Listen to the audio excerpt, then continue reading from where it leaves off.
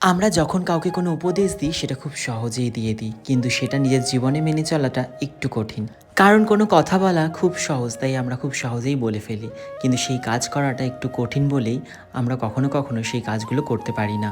আমরা কখনো কখনো একে অপরকে একটা কথা বলি, কোনো কিছুকে নিজের অভ্যাস বানাতে নেই, তাহলে অবশেষে কষ্টটা তোমাকেই পেতে হবে।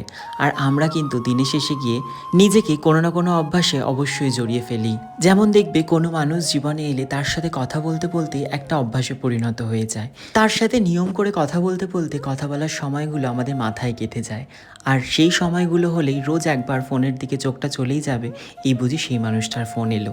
আমরা না চাইতেও কিন্তু এই অভ্যাসগুলোতে অবশ্যই জড়িয়ে পড়ি। আজ দেখো আমার এই আলমারিটা গত 5-6 মাস হয়ে গেছে এমন অগোছালো হয়েই পড়ে আছে। আমি যে গোছাতে পারি না এমনটা নয়, গোছাতে আমি পারি, কিন্তু গোছানোর যে অভ্যাসটা সেটা গত 2 বছরে হারিয়ে গেছে। গত 2 বছর হয়ে গেল নিজে হাতে আলমারিটা গোছাই না। একজন মানুষ জীবনে এসেছিল, সে নিয়ম করে আমার আলমারিটা সুন্দর করে গুছিয়ে দিত। তাতে আমার অভ্যাসটা খারাপ হয়ে গিয়েছিল, আমি আমার গোছানোর যে অভ্যাসটা সেটা হারিয়ে ফেলেছিলাম। গত 5-6 মাস ধরে তাই গোছানোই হচ্ছিল না, এমন অগোছালো হয়ে পড়েছিল। তাই ভাবলাম আজকে একটু সুন্দরভাবে গুছিয়ে নিই, আবার নতুন করে এই গোছানোর অভ্যাসটা তৈরি করি। ঠিক যেমনটা কোনো মানুষের সাথে কথা বলতে বলতে অভ্যাসে পরিণত হয়, আবার ঠিক তেমনই কিন্তু সেই মানুষটার সাথে কথা না বলতে বলতেই আমাদের অভ্যাসে পরিণত হয়। কারণ আমরা হলাম অভ্যাসের দাস।